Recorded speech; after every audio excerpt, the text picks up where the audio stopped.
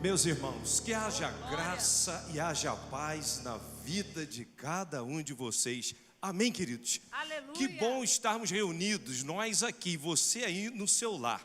Eu queria, antes da gente compartilhar a palavra de Deus, mandar um abraço. Tem uma turma grande aí da Polícia Militar. Nós temos hoje muitos espíritas, ubandistas que estão acompanhando o nosso culto aí. Já me mandaram que agora estão ao vivo conosco, gente lá em Boston, aí a família Misael, não conheço, mas já queria aqui manifestar nossa alegria, né, através de um momento tão difícil, a gente poder louvar e adorar o Senhor em uma só voz, em um só coro. Esse é o mês da família, nós estamos iniciando, e um momento tão propício, onde a igreja está se reunindo em família. E para tanto, eu quero nesta oportunidade convidar você a ligar seu smartphone na Bíblia, na Palavra de Deus, né? Ou até mesmo para você não sair aqui, talvez do chat, do culto.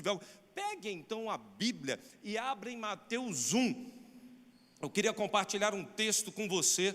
Talvez você tenha dito assim: pastor, eu já li a Bíblia várias vezes, mas quando chega aqui, a nossa tendência é pular esse texto, é não ler, é não observar o que o texto está dizendo para cada um de nós. Eu confesso que via internet é até difícil a gente ler um texto tão grande, talvez cansativo. Eu vou abreviar aqui para você entender a genealogia de Jesus, Mateus 1.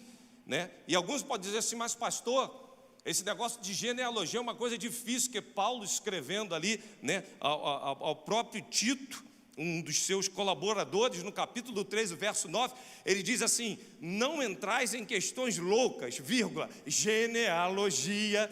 Então, não é para discutir, é para absorver, você entendeu? Dito isso, brincando com você, para dar tempo de você, então, encontrar nas Sagradas Escrituras, o capítulo 1 do livro de Mateus, nós estaremos falando um pouquinho sobre essa genealogia de Jesus. E nos diz assim, o livro da genealogia de Jesus Cristo, filho de Davi, filho de Abraão. Abraão gerou Isaac, Isaac a Jacó, Jacó a Judá e seus irmãos. Judá gerou a Tamar, a Pérez e a Zera. Pérez gerou a Esrom, Esrom a Arão. Vá lá no verso 5 agora.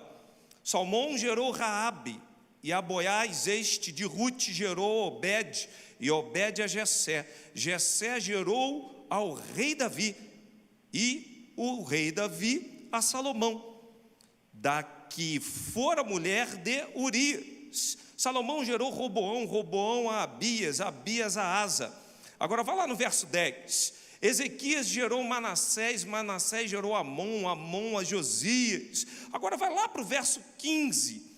Eliúde gerou a Eleazar, Eleazar a Matã, Matã a Jacó, e Jacó gerou a Jessé, marido de Maria, da qual nasceu Jesus, que se chama o Cristo, de sorte que todas as gerações, desde Abraão até Davi, são 14, desde Davi ao exílio na Babilônia, 14, e desde o exílio da Babilônia até Cristo, 14.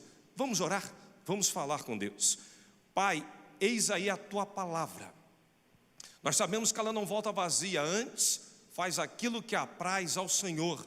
Fale conosco nessa noite, nesse texto tão difícil, mas que possamos compreender por intermédio do Teu Espírito Santo o que o Senhor tem a falar conosco, com cada vida, com cada família reunida neste momento. Confiados nisso, nós oramos, em nome de Jesus. Amém. São várias as teorias que tentam explicar o comportamento humano. Por que as pessoas agem como agem? Por que será que as famílias são ambientes de grandes conflitos? São grupos acadêmicos falando de influências, tendências comportamentais, tentando sistematizar em grupos sólidos, em perguntas e respostas, para tentar explicar por que a propensão de determinadas pessoas a ter um tipo de comportamento. Por que tantas manias? Por que tantas esquisitices, talvez até tortuosidade dos homens? Não são poucas as vezes que a gente vai olhar para o mundo aí fora e observar que, quando um filho começa a ter um comportamento, a gente fala: olha lá, puxou a família de fulano, de ciclano. E preferencialmente quando o filho faz alguma coisa boa, o que nós estamos então entoando em alto e bom som? Puxou a minha família. Quando faz alguma coisa errada, deve ser da família de lá. A gente tenta explicar o comportamento humano pelas teorias comportamentais e estudar esses conceitos e valores, principalmente observando o ambiente familiar. Mas eu queria então destacar pelo menos 4 grandes estudiosos que, observando a teoria comportamental, tentaram explicar por que nós agimos como agimos. Eu queria começar então com essa área, com um grande criminologista chamado Sutherland. E Sutherland vai dizer o seguinte: olha, o ser humano, ele age como age porque existem fatores primários modeladores comportamentais. O que é isso? Sutherland vai explicar. São fatores internos, família, educação, meio que ele vive, tudo isso vai forjar um caráter. Por intermédio desse caráter, dos elementos internos, ele também sofre a ação dos elementos externos, exógenos, ou seja, o meio em que ele vive. E por intermédio de internamente o que ele recebe, externamente o que ele sofre, isso irá determinar o comportamento de uma pessoa. Mas não somente a criminologia vai tentar explicar isso, a própria genética, e temos grandes geneticistas que vai tentar explicar isso, e a gente vai ver logo um bem renomado, que é o Franz Kikres. E esse homem, ele já usava estudos de um outro grande cientista chamado Pavlov. Pavlov foi aquele do ensaio e erro, aquele que a gente vê a experiência do galo dançarino, vocês lembram disso? Que ele começava a botar um galo em cima de uma chapa quente, e começava a tocar o violão, e o galo começava a pular. Então depois, quando ele tocava apenas o violão, sem a chapa estar quente, o galo começava a dançar. É aquele método de ensaio e erro. E esse grande homem, o Franz, começa a estudar isso e falar da teoria comportamental puramente por intermédio da biologia. Agora, Francis Collins começou então a se destacar exatamente com o estudo do mapeamento do genoma humano, ou seja, o DNA do homem, do ser humano. E esse homem então descobre o chamado código da vida. E que coisa interessante, impressionante a gente observar. E ele começa a ver que dentro dessa estrutura de codificação, tem pessoas que biologicamente vão receber cargas genéticas, memórias, que vão estar praticamente nos sangues e nos comportamentos daquilo que ele há de desenvolver. Então isso vai moldando toda a forma de ser. Por exemplo, alguém que tenha tendência para o alcoolismo, os filhos provavelmente o terão. Gente com propensão a câncer, depressão, suicídio, problemas mentais, ou seja, tudo isso, segundo esses homens, vai determinar o comportamento humano, porque tem uma tendência para que as futuras gerações tenham propensões comportamentais.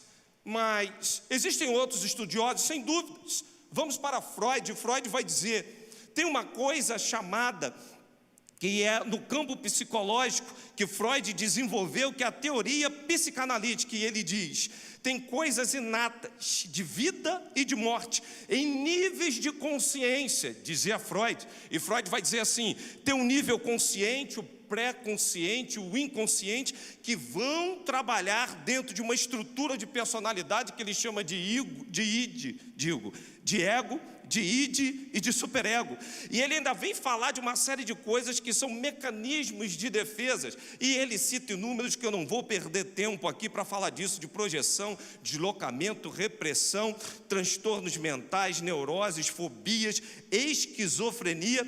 Mas Freud fala que uma relação de pai e mãe são determinantes para forjar o comportamento das pessoas. Por exemplo, se você vem de uma família anômala, que você tem uma mãe, que é aquele sargentão na sala, que chega a sentar talvez com uma peixeira aqui na cintura, ou aquela mãe, né, que gosta assim de ter o domínio, o poder de todas as coisas, quase que uma um discípulo de Virgulino Ferreira, o chamado Lampião.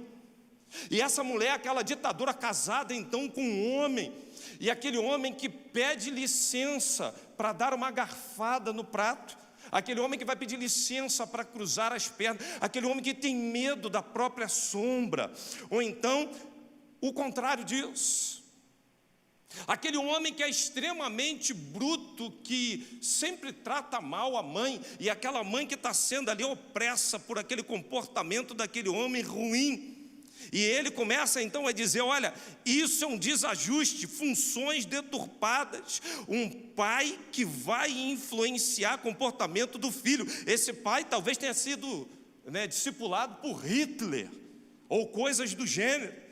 E quando olha para esse desajuste, fala, é bem verdade que as pessoas podem ter comportamentos efeminados, podem então as pessoas estarem abolindo o casamento, não verificando que as relações valem a pena, e Freud começa a concluir através do psique e da influência do comportamento das pessoas, que isso vai adoecer todos os membros da família.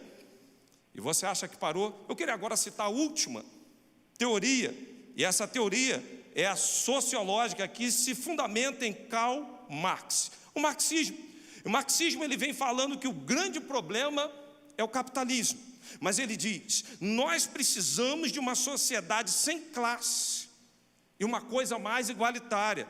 Interessante essa teoria, porque essa teoria vai dizer que o grande problema da vida é a questão de você sobreviver. E como sobreviver se você tem uma classe operária trabalhadora que nunca poderá atingir aquela classe de quem manda, dos donos de fábrica e por aí vai. Ou seja, as discrepâncias sociais são enormes. Por isso, então, defende Karl Marx, se você está no ambiente de uma classe lá embaixo, no meio de uma comunidade, que você sempre vê o traficante como um mito, como aquele que tem recurso, dinheiro, você está num ambiente onde o consumo de drogas é normal, você convive no meio de uma família, onde você percebe os pais tendo atos sexuais, que isso tudo vai deturpar, prostituir qualquer pessoa, até porque, segundo o marxismo, esse comportamento aprendido, adquirido, você não tem oportunidade de mudar essa classe, a não ser que esteja tudo na mesma condição.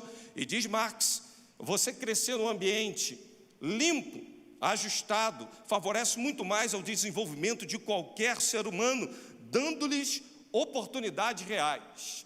Eu queria dizer uma coisa para você, independente daquilo que você mais estudou, acredita, todas essas teorias tem um fundamento muito interessante, que é muito válido você observar, mas nenhuma delas vai explicar por completo o comportamento do ser humano, principalmente no seio da sua família. Por que eu afirmo isso? Como explicar o comportamento de uma pessoa que tiveram pais extremamente enfermos, que vive uma miséria numa comunidade, que está em contato constantemente com o tráfico de drogas, e no entanto são pessoas de um caráter, pessoas boníssimas? E como justificar então aquele que teve um berço muito melhor, criado talvez com toda a condição, longe de drogas, e a gente vai ver que essa pessoa vai se dar ao mundo das drogas, vai se prostituir, ou vai ter um caráter tão ruim? Como entender essa lógica comportamental a partir de padrões tão destrutivos, se a gente observa que através de classes sociais, de famílias, dos seus comportamentos, do mundo em que elas estão vivendo, as pessoas rompem com padrões, com paradigmas estabelecidos, para ter um comportamento completamente diferente. Há muita gente tentando explicar, há muita gente tentando entender. Há tempos atrás a gente assistia até um vídeo de um homem que entrava com uma pistola dentro de um ônibus para vender bala e dizia assim: eu podia estar roubando, podia estar matando, podia estar isso, mas estou aqui livremente trabalhando, né? Quem vai querer uma balinha? E todos riam porque ele estava com uma pistola na cintura. E ai de quem não comprasse aquela bala.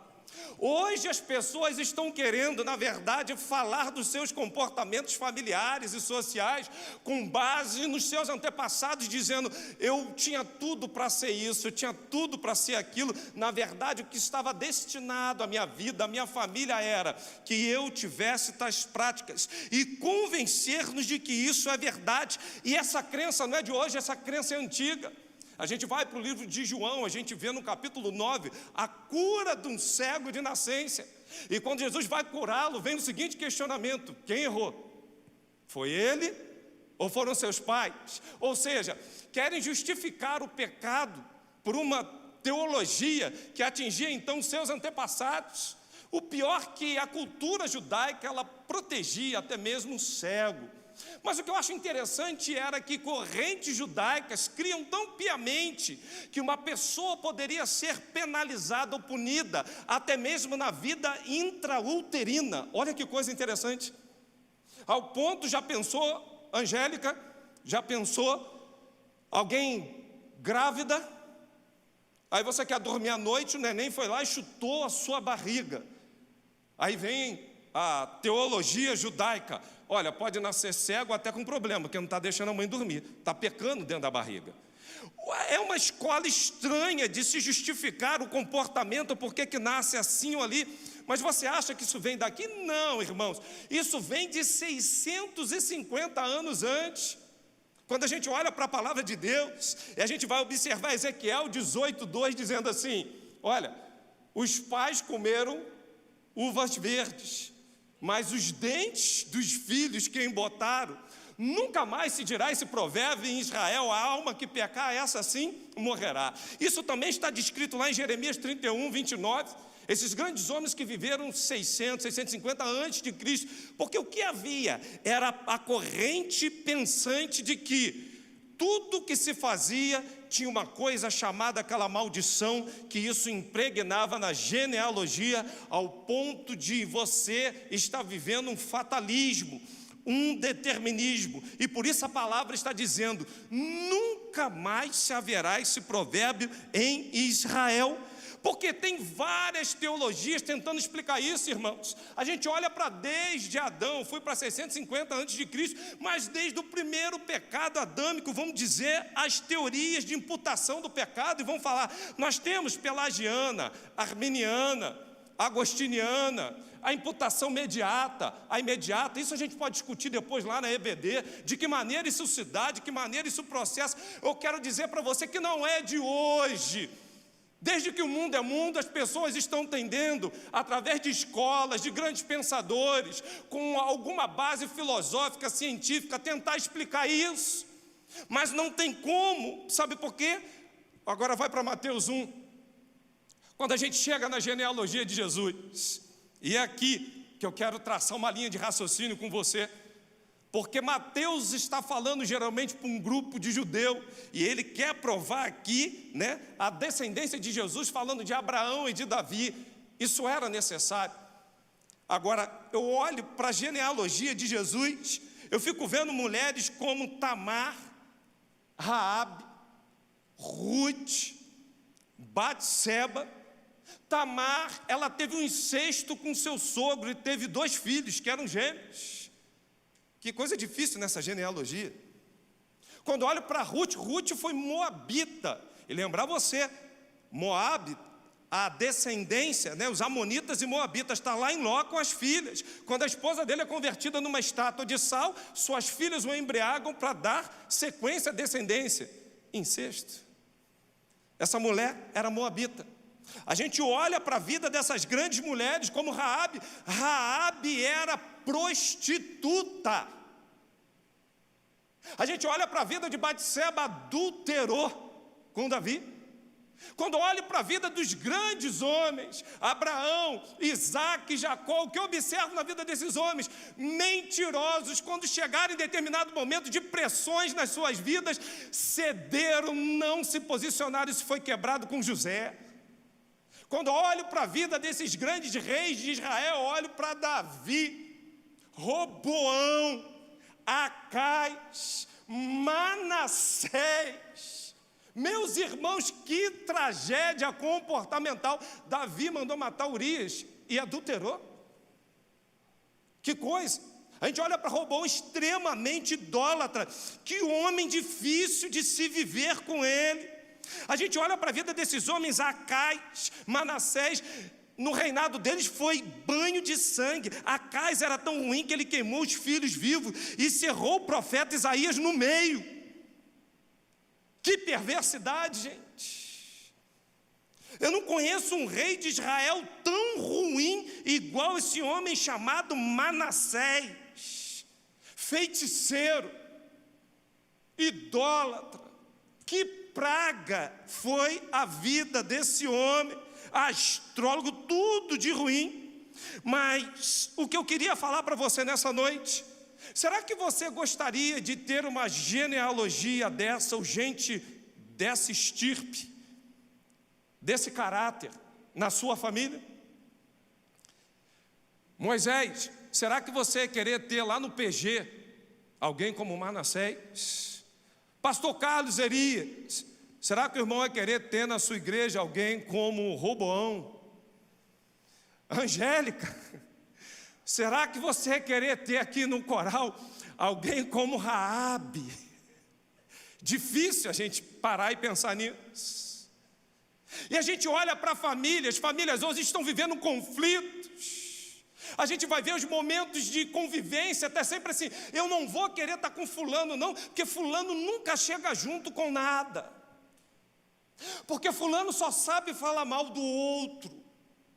Eu não quero mais essa reunião familiar, viver com aquele ou com aquele, eu não sou obrigado. Ele diz assim, pastor, a gente escolhe com quem casar, mas os agregados eu não sou obrigado a conviver. Desculpa, meu irmão, você compra um CD inteiro e só gostou de uma música, mas uma música ninguém te vende. Você é obrigado a conviver e ouvir o CD inteiro. Isso é casamento, isso é família. Mas a gente não gosta às vezes de conviver em família, porque quando a gente olha para o comportamento dessa gente ruim, dessa gente incestuosa, adúltero, prostituto, gentis, gente sanguinária, mentirosa, malignos, fracos, feiticeiros, de genealogia complicada, a gente fala, passa de mim esse cálice.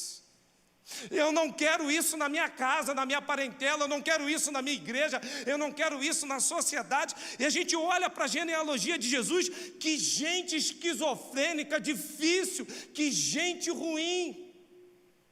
Mas eu tenho uma novidade para você, porque provavelmente nenhuma escola dessa de pensamento vai justificar, porque em Cristo a sua genealogia é mudada. Em Cristo todas as coisas são feitas novas. O apóstolo Pedro falando em 1 Pedro 1,18 diz assim, não foi mediante coisas perecíveis como prata ou ouro que vocês foram resgatados da vossa vã maneira de viver, que por tradição recebeste dos vossos pais, mas com precioso sangue do Cordeiro. Aleluia! Eu acho linda essa palavra, porque quando você vai observar, até a palavra resgatado vem da palavra grega chamada litro, e ela está exatamente na voz média, não é o ativo, quem pratica a ação, nem o passivo, quem sofre a ação, mas é daquele que está naquela intermediária. Eu participo ativamente da ação de uma outra pessoa. Isso é resgate. Foi esse o resgate que Cristo fez por cada um de nós na cruz, para nos libertar da escravidão, da morte, do pecado, a qual se deu a si mesmo por nós, para nos remir. A Bíblia nos fala, assim, se alguém está em Cristo, é nova criatura, as coisas velhas se passaram, e eis que tudo se fez novo. Eu acho muito oportuno a gente observar isso, quando a gente tem uma nova paternidade, um novo nascimento, um novo DNA. Você é co-herdeiro com Cristo, amém? Você consegue entender isso? O que é um novo nascimento que Jesus tenta explicar a Nicodemos? Não importa a sua genealogia, agora você vai receber um DNA novo, agora entra uma genética nova, agora entra uma transformação, agora entra um milagre, que não há nenhuma teoria comportamental que vai explicar isso. Quando a gente olha para Sutherland, quando a gente olha para Francis Collins, quando a gente olha para esses grandes homens como Freud, como Karl Marx, nenhum deles vão justificar, vão compreender o que é alguém que está em Cristo, que recebe um novo nascimento. Até porque a Bíblia vai dizer que Ele, Cristo, se fez maldição por nós, pois na Bíblia está escrito: maldito todo aquele que for pendurado no madeiro. Imagina a gente praticar o que estão dizendo por aí. Tem coisa lá na sua genealogia, se coloca na brecha, vá orando pelos seus antepassados. Imagina Maria e José orando pelos antepassados de Jesus, para quebrar qualquer tipo de maldição, como se houvesse determinismo ou fatalismo. Irmãos, isso não existe. Até porque quando você está em Cristo, você é novo, é um coração novo, é uma perspectiva nova, tudo novo. Ah, pastor, mas eu passo por uma grande influência e uma grande perseguição espiritual. Se você não estiver passando por isso, eu acho que tem alguma coisa errada com você, que todos nós vamos passar por isso. Mas a Bíblia fala que o diabo anda ao derredor buscando a quem possa tragar. 1 Pedro 5,8. A gente, quando olha para isso, e a Bíblia fala: não dê brecha, não dê ocasião ao diabo. Efésios 4:27. E vem falando, é para gente que tem compromisso com Deus. Fala: olha, aquele que roubava, não roube mais. Aquele que furtava, não furte mais, antes trabalhe. Isso é que é dar legalidade, é dar brecha. Se o papel de Cristo é manifesto como Filho de Deus, e o Filho de Deus se manifestou para isso, sabe para quê? Para destruir as obras do diabo. Aleluia! Foi para isso que ele se manifestou. O diabo sempre vai tentar, vai estar sempre ao derredor. Existe uma enorme influência, mas você tem um DNA novo, você é nascido novamente, você tem o selo do Espírito Santo, você tem tudo para dar certo na sua vida. E aí fica o outro se hiperbolizando e falando assim: ah, pastor, então lê lá Êxodo 20, verso de número 4, que vem falando: eu sou o Senhor que visita a iniquidade dos pais aos filhos até 3ª e 4ª geração. Então lê o verso de número 6 de Êxodo 20, e está dizendo: e faço pacto e uso de misericórdia com 1000 gerações. Ou seja, desde Adão até hoje não houve 1000 gerações. Deus está hiperbolizando que se existe algo influenciando, a graça dele é infinita, a minha e a sua vida nessa noite. O que a gente aprende com todas essas teorias? Eu queria já partir para a conclusão, se alguém puder nos ajudar aqui no piano. Eu queria falar para você, são várias as teorias que vão tentar explicar comportamento, ambiência, família, por que a gente faz o que faz. Mas a gente percebe que por meio da cruz de Cristo há uma nova história para mim e para você. Eu queria tentar concluir essa reflexão dizendo uma coisa para você. Para que serve essa genealogia de Jesus com gente tão difícil? Com gente que viveu dramas e fez coisas tão perversas, para que nós possamos, por intermédio dessa genealogia, entender que não existe gente tão ruim e tão complicada para o Senhor que não possa ser alcançada. Para que existe essa genealogia? Para mostrar que os mais indignos, os mais corrompidos, os mais perversos podem sim ser alcançados pela graça de Deus. Você pode estar dizendo: pastor, você não sabe o que eu pratiquei, você não sabe o que eu fiz, você não sabe o que eu estou vivenciando hoje, mas eu sei que essa graça está sendo ofertada a você nessa noite. Para que falar dessa genealogia? Para que falar disso? Para demonstrar que não há pecadores inalcançáveis. O pior da sua parentela, pode agora, nesta noite, estar confessando que Jesus é o caminho, que Ele é a verdade e que Ele é a vida. Para que demonstrar essa genealogia? Para mostrar que a sua vida em família não há determinismo ou fatalismo, porque a cruz mudou a sua história de vida. Agora o caminho é outro. Agora quem determina é o Espírito Santo de Deus, conduzindo toda a sua história. Glória a Deus. Para que falar? Para que falar de genealogia? Para mostrar que nós temos uma nova filiação, uma nova identidade e uma nova paternidade. Para que falar disso? Para, enfim, mostrar, por maior que seja as nossas esquisitices, a nossa corrupção, a nossa idolatria, as nossas loucuras, os nossos transtornos mentais, as nossas neuroses, histerias, fobias, esquizofrenias, toda a genética que herdamos, todas as influências dos nossos antepassados, do meio em que vivemos, das classes sociais às quais estamos inseridos, que tinha tudo para dar errado, mas Ele nos escolheu primeiro. Ele nos amou ao ponto de entregar seu único filho para morrer em nosso lugar e mudar a nossa história de vida.